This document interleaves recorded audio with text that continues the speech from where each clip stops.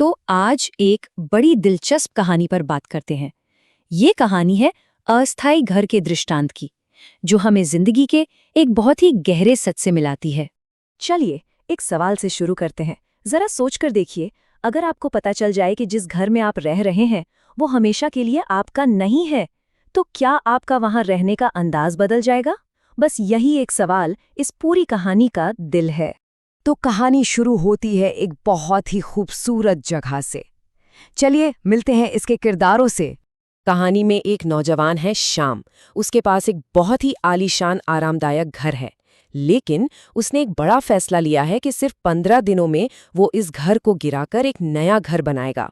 तो मतलब ये घर अपनी पूरी खूबसूरती के बावजूद टेम्पररी है।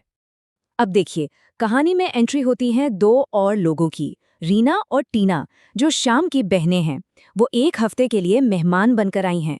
श्याम ने भी उनका जोरदार स्वागत किया और उनके आराम के लिए हर सुविधा मुहैया कराई। अब मेहमान आए हैं, सब कुछ बढ़िया चल रहा है, पर कहानी में एक मोड़ आने वाला है। बहनों की जो सोच है ना, वो बदलने वाली है। वो कहते हैं ना, आराम की आदत लग जाती है। बस वही हुआ। उस घर की सुख सुविधाओं में वो इतना खो गईं कि उन्हें याद ही नहीं रहा कि अरे, हम तो यहाँ बस कुछ दिनों के लिए आए हैं। यहीं से लगाव की कहानी शुरू होती है। और फिर ये शब्द सुनाई देने लगे, ये कमरा मेरा है, ये अलमारी मेरी है। मतलब मेहमान वाली भावना खत्म और मालिक वाला हक जताना शुरू।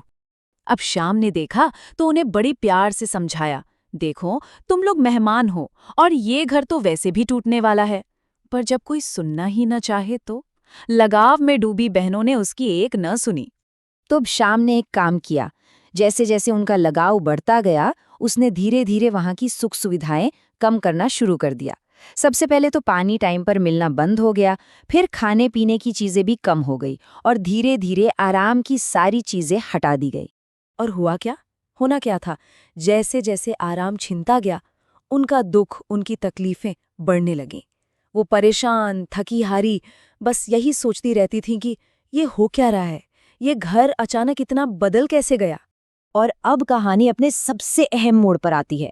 एक ऐसे इंसान की एंट्री होती है जो उनके सारे भ्रम को तोड़ने की ताकत रखता है।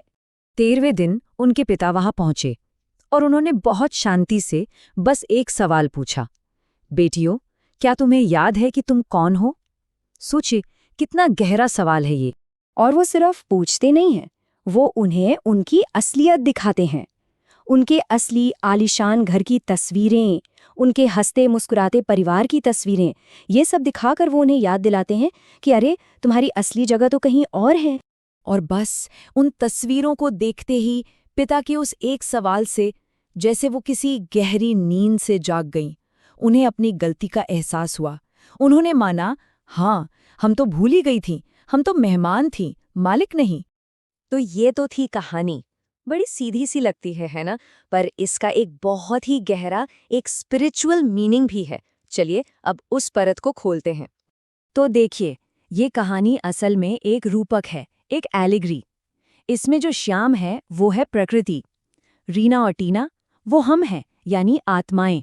और ये जो टेम्परेरी घर है, ये है हमारी दुनिया, हमारा ये शरीर। और वो पिता, वो है परम पिता परमात्मा। और हमारा असली घर, वो है आत्माओं की दुनिया। तो यहाँ पर ना दो तरह की सोच, दो तरह की कॉन्शियसनेस की बात हो रही है। एक है मेहमान वाली सोच, यानी आत्मचेतना। जब हम खुद को आत्मा समझते हैं तब शांति और खुशी का अनुभव होता है। दूसरी है मालिक वाली सोच, यानी देह चेतना।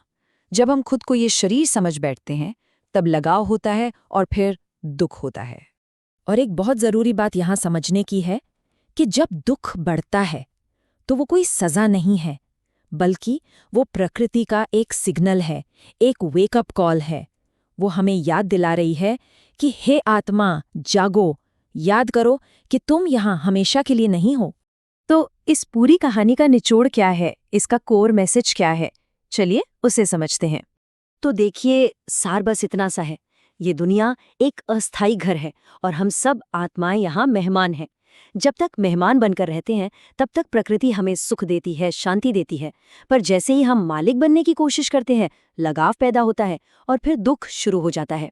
और ऐसे में परमपिता आते हैं हमें हमारा असली घर, हमारी असली पहचान याद दिलाने। तो अंत में बस यही एक विचार साथ लेकर चलते हैं कि जीवन में आने वाला दुख वो कोई सज़ा नहीं है, बल्कि वो हमें जगाने का एक ज़रिया है।